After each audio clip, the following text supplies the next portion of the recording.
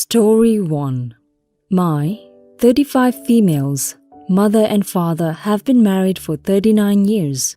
They are amazing and supportive of all their children. I am the eldest, at 35. My brother Ian is 32. My sister Ashley is 29. When I was 19, my grandmother passed away and left her house to my father, who never planned to return because of a past trauma. I was given the house. Legally, it is my house in my name, with the agreement that I continue paying the mortgage and utility on my own. I've since paid more in repairs to the house than what half of the original mortgage was. I was essentially kicked out at 19 and told I could live here and pay it or find somewhere else. Also, my siblings got an actual inheritance. I did not. They also got 2 vintage, well-taken-care-of cars, among other things, from her estate that add up to much more than half of the house. My sister immediately spent all of this money on who knows what. Around the time I was 24, my brother Ian moved in for a year to be closer to his job. During this time, he paid rent and bought food and house supplies. It was a great year of bonding for us. He eventually moved in with his girlfriend, now wife. So now I'm 35, living in this house, and I get home one day to find Ashley unpacking in the extra room, saying she was moving in.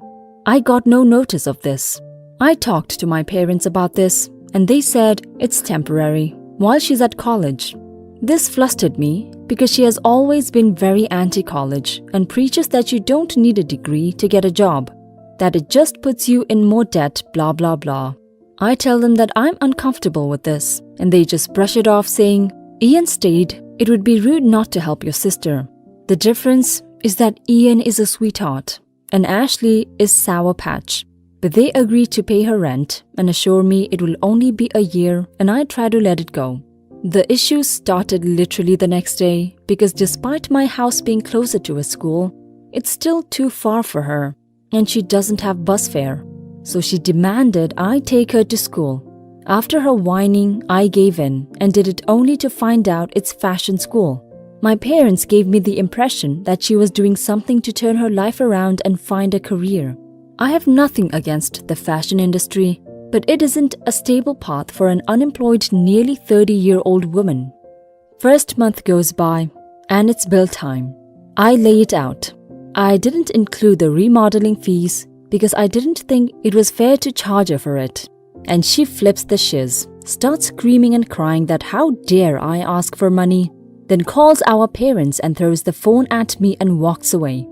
They explain that they can't afford to pay for both her college and her rent, and that she's my sister and I should let it go. Not only is she living in my house, but she's eating my food, she can't buy her own, and wasting my gas for this bullshit class. They now give me $200 per month to cover gas. I know I must come off as a bad person trashing my sister's career path, but I feel like she doesn't have a future in this, and her grades reflect it. She is incredibly negative and rude to anyone who attempts to help her. This includes her former teacher who had her transferred to a different class after an incident she won't tell me about. She's also incredibly racist and homophobic.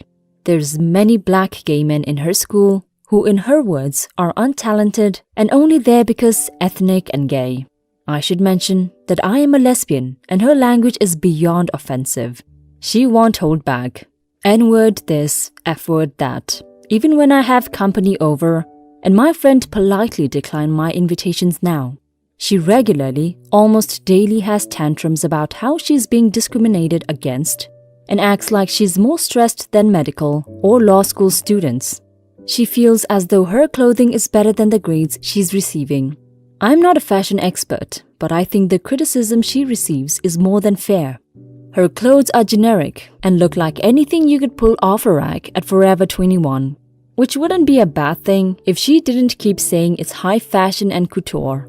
She also thinks she is single-handedly responsible for bringing back chokers, pink hair, braids, etc. Wow, this has turned into a book. But wait, there's more. Even though I don't agree with her career choice, I've tried to help her with marketing by making accounts on Instagram, Depop, Etsy, and Facebook.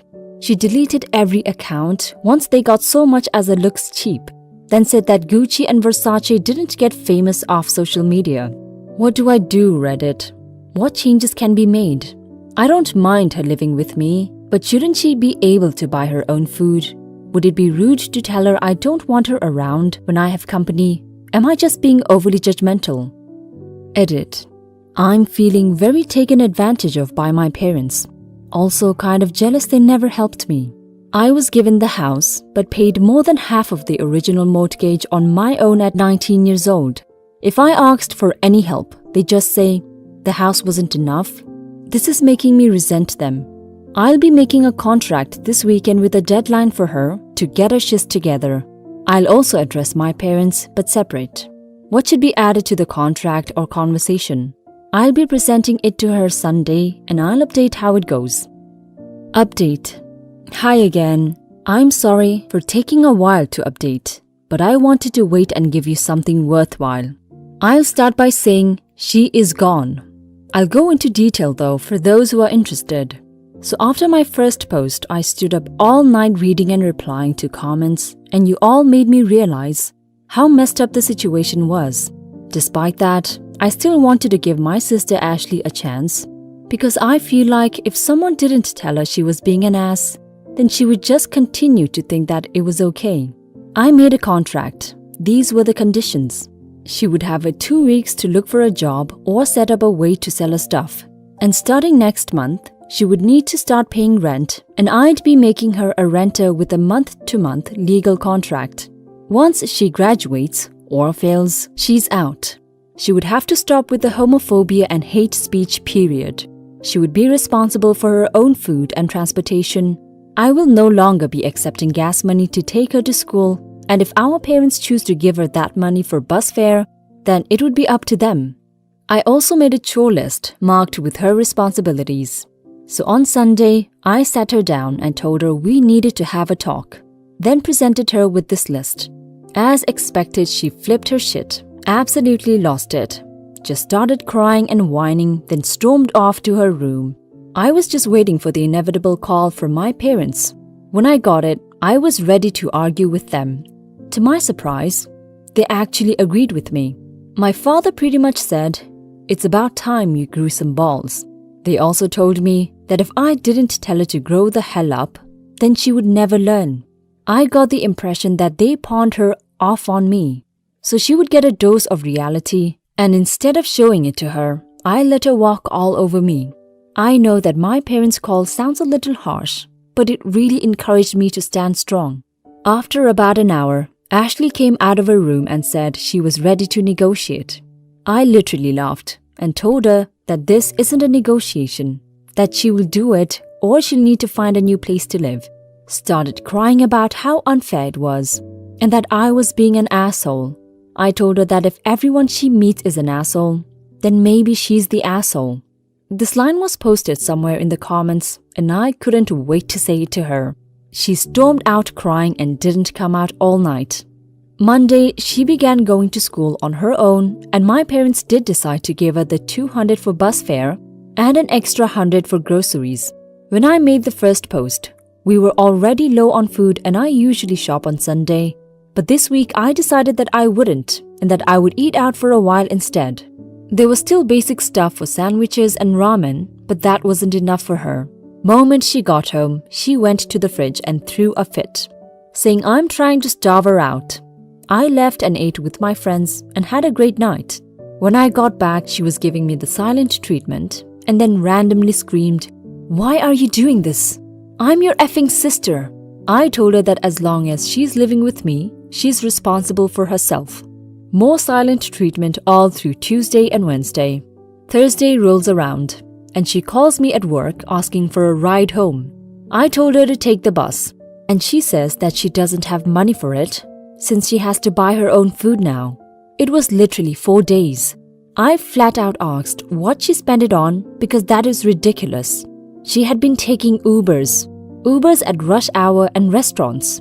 I didn't pick her up but transferred her $5 for the bus, and she had the nerve to be upset about it. She didn't even use it and ended up calling our brother Ian. She threw a shiz fit in his car and blurted out that she quit school because all of this was too much pressure, that she hates me and can't stand living with me and my bullshit rules, along with homophobic slurs. My brother knows about our contract and immediately said, "Pack your shiz and get out." When I got home, he was already putting stuff in his trunk, and she was sitting on the couch crying. The moment she sees me, she just starts screaming and cursing until she's red in the face, and Ian told her to get in the car.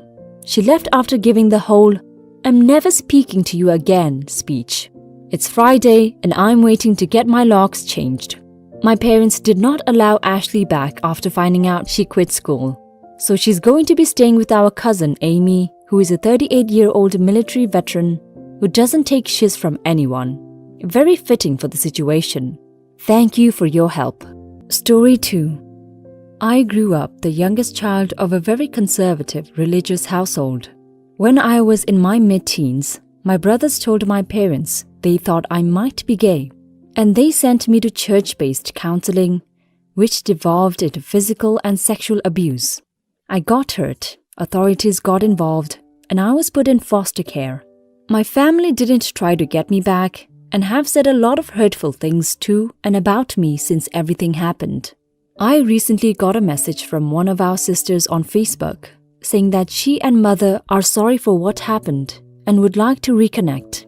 I'm not sure how to respond. On one hand, I really loved my family, and I missed my mom terribly for a long time. I would like to meet my sister's children and be a part of the family again. On the other hand, I still feel hurt and betrayed that they let those things happen to me, and I feel like they threw me away. I know that the relationship we had that I miss are gone permanently. I'm also very close with my new mom, and I don't want to hurt her feelings or make her feel like she was just a placeholder until my real family came back. I don't know what to do or say to anyone. Thanks for reading, and sorry if anything's unclear. Update. I talked it over with my adoptive mother and my partner, and I decided to see what my sister had to say. As a few people here suggested, I made a new email address and told her to only contact me there. I also told her I would only respond to her that I wasn't ready to speak to my mother yet. I asked her why she was contacting me now, why she didn't stick up for me then, and what she wanted from me. She told me that when everything was happening, my father had forbidden any of my siblings from talking to anyone about it or attending the trial. Everyone knew I was in therapy for being gay, but he told them that my legal troubles were because I had run away from therapy, and I was selling myself and doing drugs, and I refused to come home. None of that is true. I did have a drug problem later, but that's not what the trial was about. And I never sold myself or ran away. I had to go to the hospital because I got hurt, and the doctors there called the police. I also desperately wanted to come home, but they didn't want me back.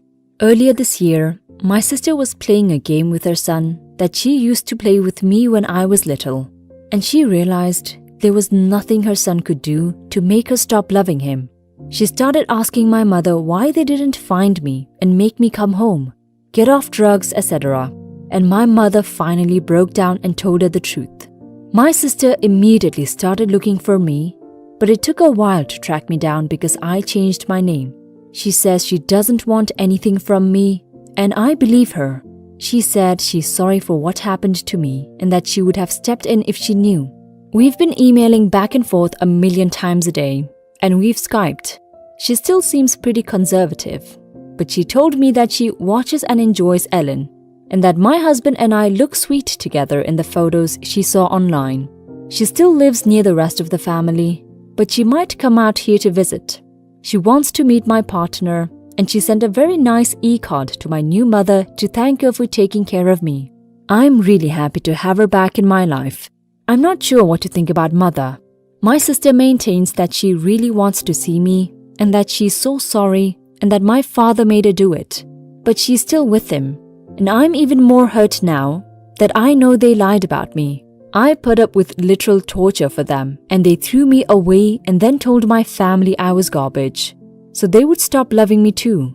She kept up the lie for 10 years, And who knows how long she would have kept going if my sister hadn't been so persistent. Anyways, thanks for all the advice I got here, especially from those of you who try to be understanding about my mixed feelings towards my family.